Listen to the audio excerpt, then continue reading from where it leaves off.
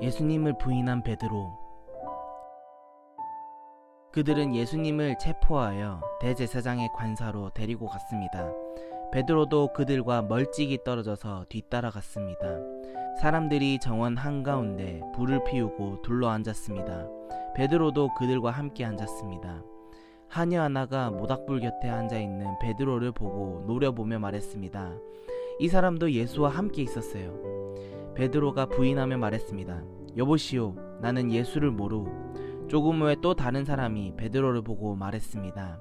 당신도 그들과 한패요. 그러자 베드로가 말했습니다. 이 사람아, 나는 아니야. 약 1시간 후에 다른 사람이 주장했습니다. 분명히 이 사람도 예수와 한패요. 이 사람도 갈릴리 출신이니까. 그러자 베드로가 말했습니다. 여보시오, 나는 당신이 무슨 말을 하는지 알지 못하오. 베드로가 말하고 있을 때 닭이 울었습니다. 주께서 돌아서서 베드로를 보셨습니다. 베드로는 주께서 오늘 닭이 울기 전에 네가 나를 3번이나 모른다고 부인할 것이다 라고 하셨던 말씀이 기억났습니다. 그래서 베드로는 밖으로 나가 몹시 울었습니다.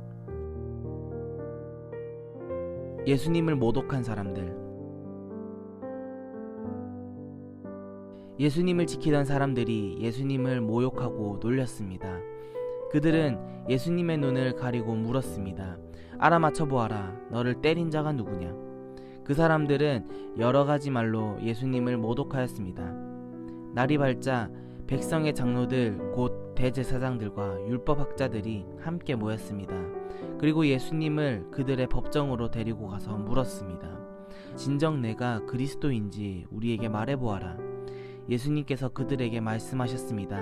내가 너희에게 말해도 믿지 않을 것이다. 또한 내가 물어도 너희가 대답하지 않을 것이다. 그러나 이제부터 인자가 전능하신 하나님의 오른쪽에 앉게 될 것이다. 그들이 모두 물었습니다. 그러면 당신이 하나님의 아들이요? 예수님께서 그들에게 대답하셨습니다. 내가 그렇다고 너희가 말했다. 그들이 말했습니다.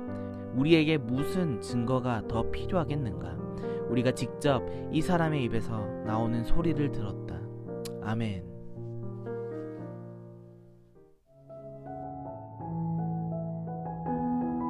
산헤드린은 로마 지배 당시 유대인의 사법 최고 의결 기관입니다. 사람들은 산헤드린 의장이 사는 대제사장 가야바의 집에 예수님을 끌고 옵니다. 그때 정원에 앉아있던 사람들이 하나 둘씩 베드로를 알아봅니다. 여기저기서 베드로가 예수님과 함께한 사실을 들추어내지만 멀찍이 거리를 유지해온 베드로는 예수님을 모른 척합니다. 닭이 3번 우는 소리와 베드로의 후회 가득한 통곡 소리가 함께 들리기 시작합니다. 사람들은 예수님을 선지자 중 한 명으로 봅니다. 선지자는 미래를 보는 능력이 있다고 여겼기에 짓궂은 사람들이 예수님의 눈을 가리고 누가 예수님을 때린 사람인지 맞추어 보라고 합니다. 날이 밝자 산헤드린 공회에 본격적인 신문이 시작됩니다. 종교 지도자들은 예수님이 스스로 메시아임을 말하게 하여 신성 모독과 성전 모독죄를 뒤집어 씌우려고 합니다.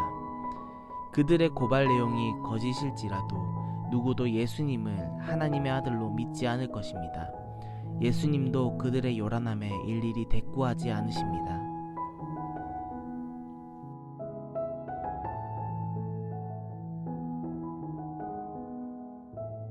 예수님은 배신과 신문과 조롱을 받지만 마침내 하나님의 우편에 앉으실 분입니다.